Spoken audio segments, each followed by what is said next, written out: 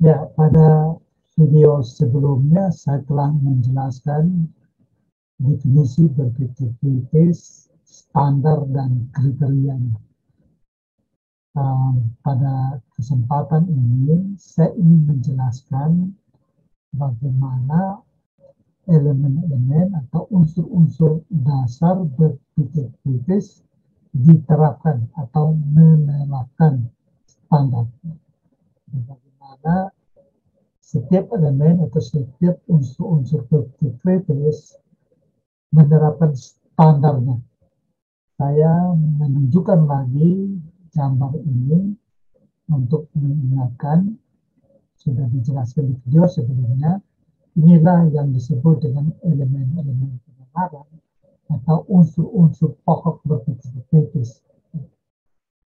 Nah, unsur-unsur ini atau elemen-elemen ini harus menerapkan standar intelektual. Nah, karena itu pada kesempatan ini saya ingin menjelaskannya, ya, bagaimana elemen-elemen berpikir kritis atau elemen-elemen penalaran ini menerapkan standar intelektual atau kualitas.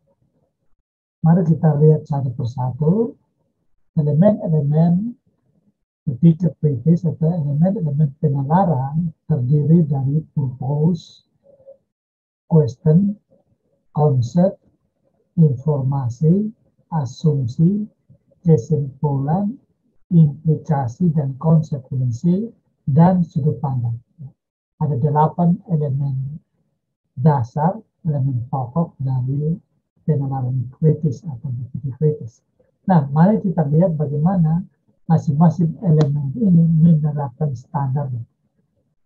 Yang pertama, purpose. Standarnya ada 3, yaitu pertama harus jelas. Ketika kita merumuskan purpose, baik dalam presentasi maupun dalam menulis, itu harus jelas, harus clear, memenuhi standar clarity. Artinya tidak mendua arti. Purpose itu harus mudah dipahami dan bisa terbayangkan untuk dijawab, ya. Tidak mengandung multi makna atau multi tafsir. Standar yang kedua harus logis. Ya. Banyak rumusan-rumusan purpose yang tidak logis, yang kelihatan sederhana, kelihatan canggih, tetapi sebenarnya tidak logis untuk diuji atau dijawab atau dibuktikan. Yang berikut standar aktualitas, ya, novelty, ada kebaruan. Jadi purpose itu harus ada unsur kebaruan di dalamnya. Kalau kita mau berbicara, presentasi atau menulis, harus pastikan ada hal baru di dalamnya supaya memberikan alasan bagi audiens atau pembaca untuk membacanya. Itu sekali lagi standar untuk purpose adalah kejelasan, kelogisan, dan aktualitas atau novelty. Yang kedua, standar untuk question atau pertanyaan atau permasalahan itu juga harus jelas, ya, clarity, dan relevan. Relevan dengan apa? Relevan dengan purpose. Jadi tujuannya, katakanlah dari Salatiga tujuannya ke Jakarta, maka questionnya harus mengarahkan kita untuk ke Jakarta. Jangan sampai tujuan kita ke Jakarta, tapi question kita adalah berapa harga bis ke Madiun. Nah, ini berarti purpose yang mengarahkan kita ke tujuan yang lain.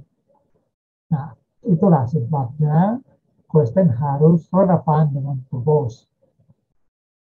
Yang ketiga, itu konsep. Konsep harus menerapkan standar ketepatan. Konsep itu harus akurasi, persisi, sesuai dengan tujuan. Jangan sampai kita hendak membahas, misalnya, contoh yang paling mudah itu misalnya kita ingin membahas tentang perbedaan keterampilan berpikir kritis antara perempuan dan laki-laki, antara mahasiswa dan mahasiswi. Lalu kita buat konsep yang hendak dibahas adalah konsep gender misalnya. itu pasti akan meleset. Betul, sama-sama bicara tentang perempuan dan laki-laki, tetapi fokus pembahasannya akan berbeda. Jadi konsep harus tepat, ya, sesuai dengan tujuan. Lalu yang berikut harus relevan. Tepat dan relevan ini ya sama-sama sesuai dengan tujuan, tapi ketepatan itu lebih ke tingkat keakuratannya, ya, akuratannya tinggi, tingkat presisinya. Lalu yang berikut, elemen yang berikut adalah informasi. Informasi ini adalah data, fakta, evidence, ya, untuk mensupport kita dalam menjawab question atau dalam mencapai propose. Oleh karena itu, syarat pertama atau standar pertama yang harus dipenuhi informasi adalah relevan. Ya. Jadi relevan dengan propose dan question. Ya. Lalu yang berikut harus memadai. Ya. Karena kalau informasi atau data tidak memadai, maka kita tidak bisa membuat kesimpulan. Dia harus memadai untuk kita menjawab pertanyaan atau question, dan jawaban terhadap question itulah kesimpulan. Oleh karena itu, sekali lagi, data atau informasi jangan sampai tidak memadai. Juga tidak berlebihan, ya. Kadang-kadang informasi juga berlebihan. Jadi ambil banyak sumber yang sebenarnya esensinya sama, ya. Nah, itu berarti berlebihan. Ya. Tetapi tentu juga ada batas minimal, ya. Sumber itu misalnya, ya ideal itu paling 3 sumber, ya, 3 sumber data yang berbeda, ya. Nah, dan dalam informasi atau data termasuk pengalaman pribadi itu juga data yang relevan, data yang cukup baik untuk digunakan. Jadi masalah itu kalau kita tidak atau kita semata-mata hanya menggunakan pengalaman pribadi dan tidak memaksimalkan sumber-sumber lain seperti hasil penelitian, hasil riset, ya, juga pengalaman orang lain, contoh kasus, ya, itu data-data yang harus kita pertimbangkan. Ya. Jadi tidak hanya mengandalkan data dari pengalaman pribadi saja. Yang berikut, asumsi. Ya. Asumsi itu adalah kalau kita mau ingin mengetahui asumsi, ketika seseorang merumuskan propose, ya, pertanyaan kita adalah apa yang kamu yakini, ya, dengan propose itu. Mengapa kamu ingin membahas atau menulis tentang itu? Itu biasanya pertanyaan-pertanyaan itu membantu kita untuk menangkap asumsi. Ya. Karena asumsi itu banyak kali tidak disadari. Walaupun tidak disadari, tetapi dia merupakan keyakinan dasar yang menyebabkan seseorang mengatakan ini atau itu. Atau seseorang melakukan ini atau itu.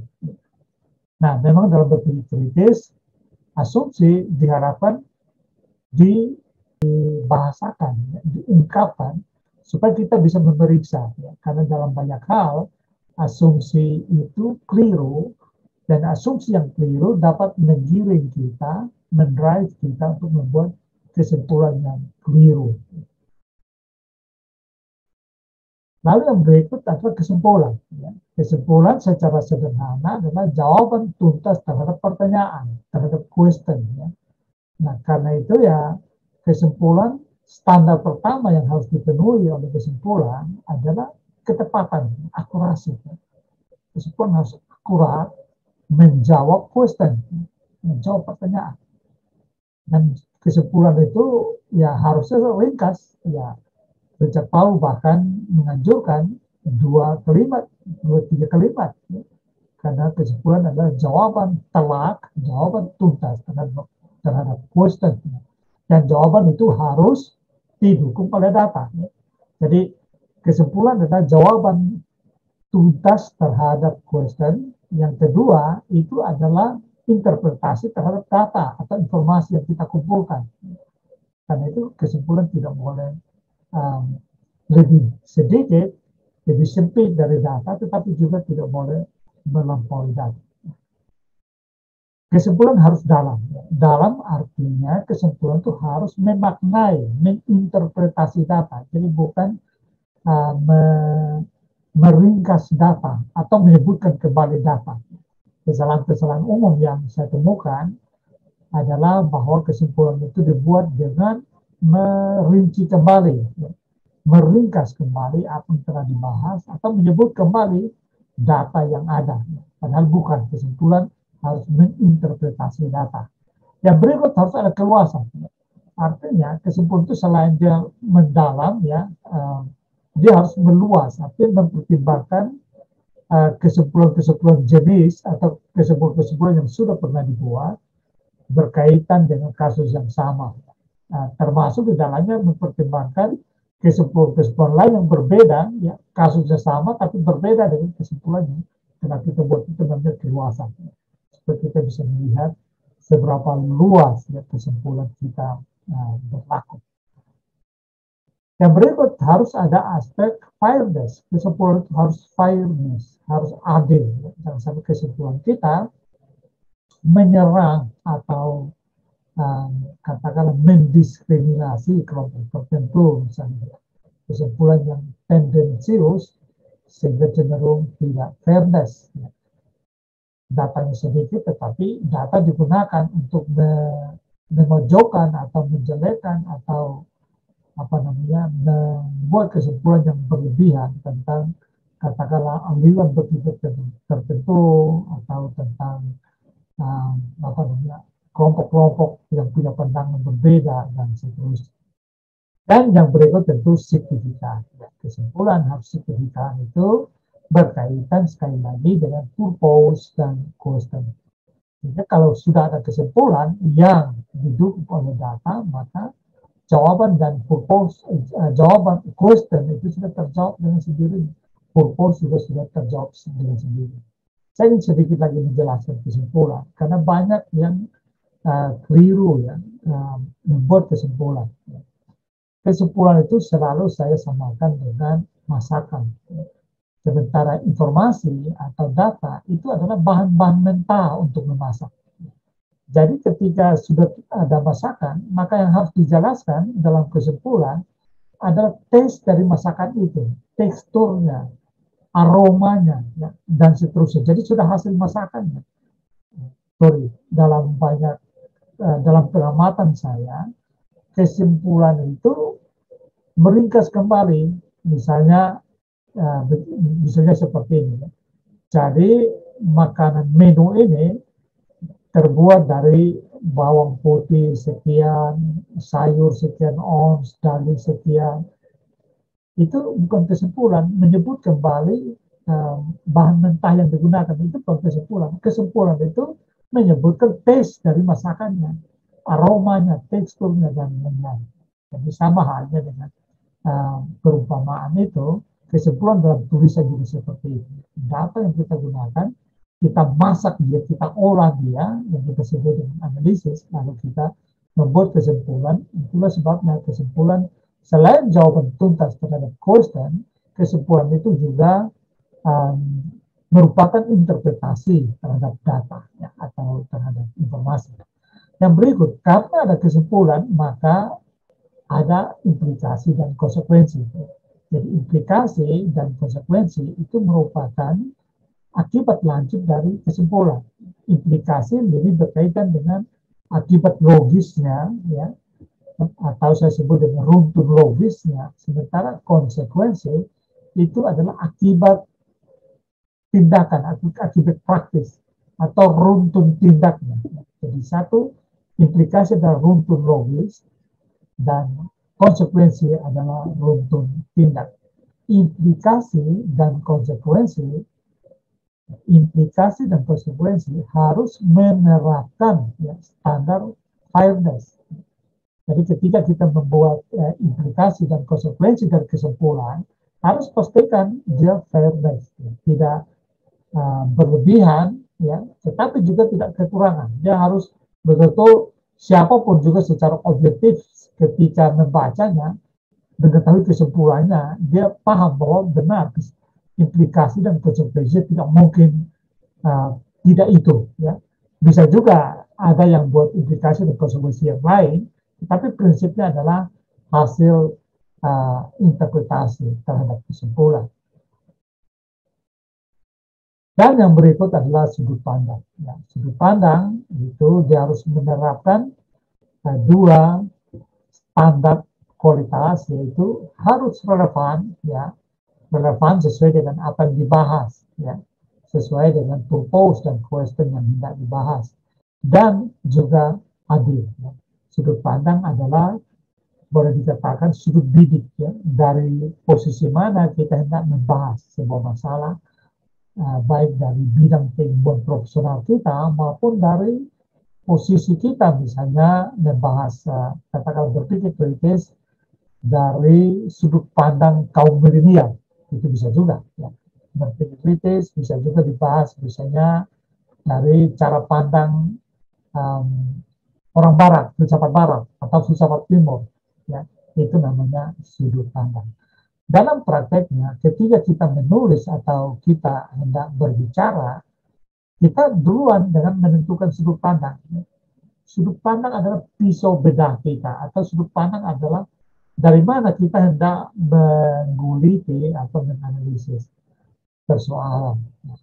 Nah, saya kira itu sedikit gambaran tentang bagaimana menerapkan elemen-elemen berpikir kritis. Ya. Jadi bagaimana elemen-elemen penalaran atau elemen-elemen kritis menerapkan standar-standar intelektual atau kualitas yang harus dipenuhi. Pada akhirnya tujuan dari berpikir kritis, ya, adalah menciptakan dua skill, ya, pada mahasiswa, yaitu critical writing dan critical skill. Ya. Nah, dengan apa namanya, dengan terbiasa, ya, menggunakan elemen-elemen dan kualitas seperti ini, maka dalam merancang tulisan itu kita sudah mulai dengan purpose-nya apa, lalu question-nya, terus mulai dari sudut pandang barangkali, ya, informasi, dan seterusnya sampai kesimpulan dan implikasi. Demikian juga ketika berbicara, kita merancang sebuah presentasi harus mulai dengan memastikan purpose-nya, lalu questionnya, dan seterusnya. Memang dalam secara teknis tidak harus diformulasikan, tetapi kalau sudah pasti dalam kesadaran kita itu sudah ada. Secara teknis sekali lagi tidak harus dieksplisitkan, ya, tetapi harus punya kesadaran, ya, kalau sudah terbiasa punya kesadaran bahwa rumusan dari purpose, question itu harus ada. Dalam menulis saya kira purpose dan question paling tidak, ya, salah satunya biasanya, ya, dieksplisitkan, ya. Jadi kalau tidak purpose biasanya question juga dieksplisitkan, karena itu menjadi pengarah, ya, untuk membuat tulisan, untuk membuat analisis. Tanpa itu kita akan dalam membahas kita akan lari ke mana-mana. Nah, catatan paling penting karena menjadi puncak dari atau output dari berpikir kritis, ya, output dari pemikiran kritis adalah mencapai kebajikan intelektual. Ya. Jadi kita menjadi memiliki keahlian dalam critical writing dan critical speaking. Dasarnya, fondasinya adalah kerendahan hatian intelektual, kejujuran intelektual atau integriti, keberanian, ya. Mengapa berani? Karena kita telah menulis dengan standar-standar berpikir kritis. Kita punya data yang kuat, kita punya asumsi yang telah terperiksa, ya, dan seterusnya. Ya. Punya empati, ya, intelektual, ya, yaitu kemampuan untuk memahami pandangan-pandangan yang berbeda, ya. Lalu punya keberanian, high-minded, epistemic virtus, intelektual generosity atau kedermawanan intelektual, dan semuanya akan saya bahas dalam pertemuan yang lain. Ya. Nah, kami di Universitas Kristen Satya Wacana menyebut nilai-nilai ini sebagai ciri dari minoritas yang kreatif. Nah, saya kira demikian, dan semoga bermanfaat. Kalau ada pertanyaan bisa ditanyakan, ya, di kolom chat, ya, untuk kita diskusikan. Demikian, ya, selamat belajar.